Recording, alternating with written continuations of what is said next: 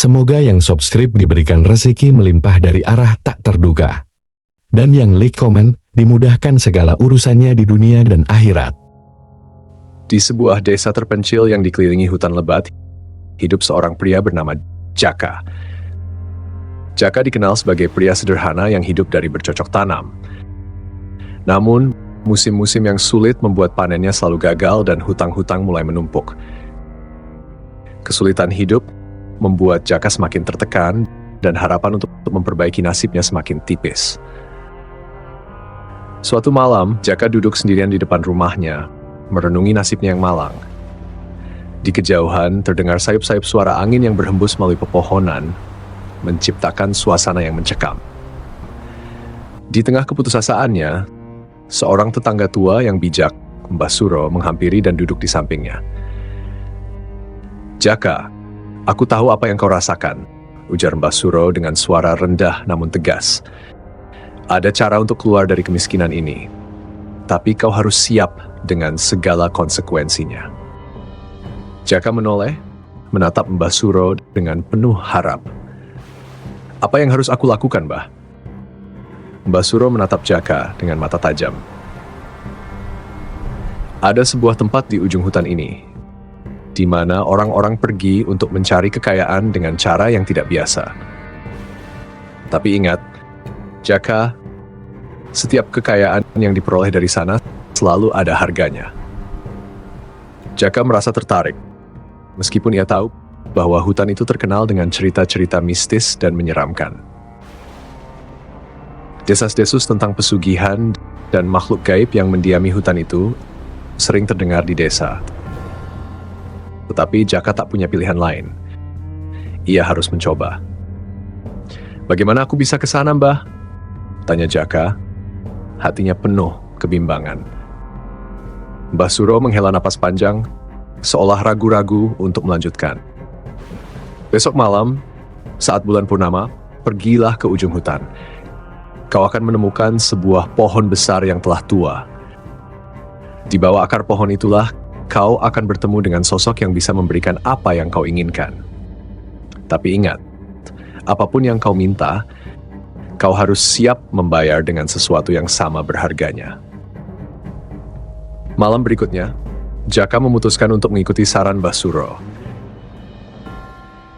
Dengan tekad yang bulat, ia memasuki hutan yang gelap dan suram.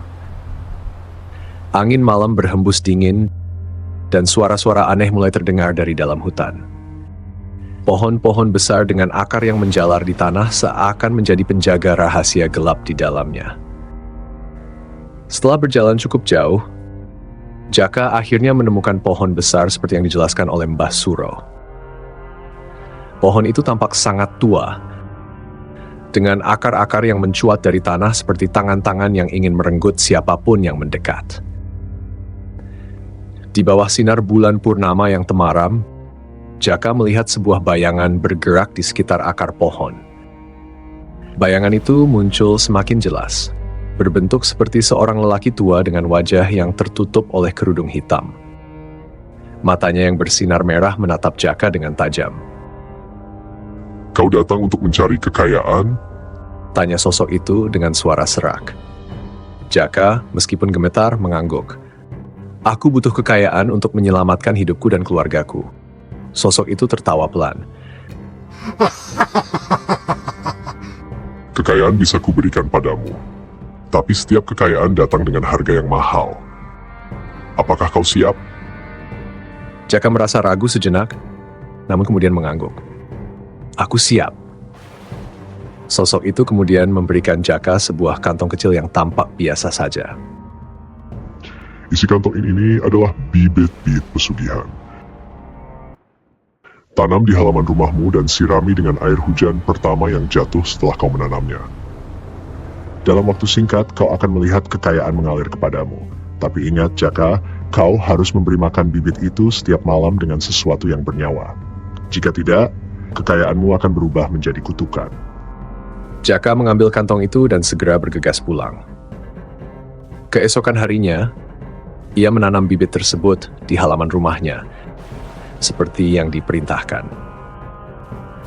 Malam itu juga hujan turun dengan deras, seolah langit merestui niat Jaka. Tak butuh waktu lama, Jaka mulai melihat perubahan. Tanaman yang ditanamnya tumbuh dengan cepat dan di bawahnya muncul emas dan perhiasan yang tak terhitung jumlahnya. Kekayaan Jaka bertambah dengan pesat, dan dalam waktu singkat, ia menjadi orang terkaya di desanya. Namun, seiring dengan bertambahnya kekayaan, tanaman itu juga semakin tumbuh besar dan rakus. Jaka harus terus memberikan hewan-hewan ternaknya sebagai makanan untuk tanaman itu. Tapi tanaman tersebut terus meminta lebih, sampai akhirnya Jaka kehabisan hewan untuk diberi makan. Ketakutan mulai merayapi Jaka. Ia sadar bahwa ia terjebak dalam perjanjian yang mengerikan.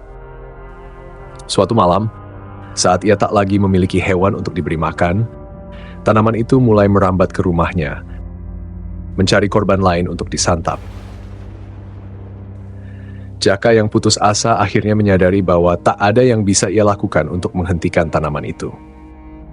Di malam yang mencekam itu, Jaka merasakan akar-akar tanaman melilit kakinya, menariknya ke dalam tanah.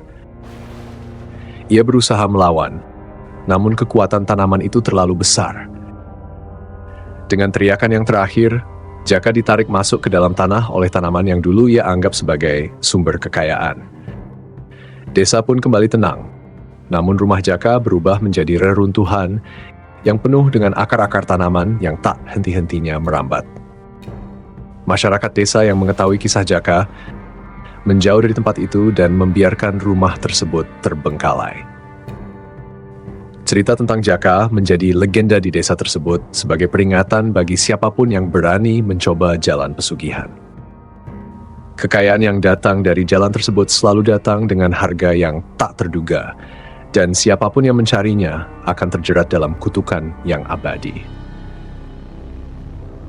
Cerita ini mengingatkan kita bahwa kekayaan yang diperoleh dengan cara-cara yang tidak benar atau berbau mistis selalu memiliki konsekuensi yang berat dan seringkali berakhir tragis.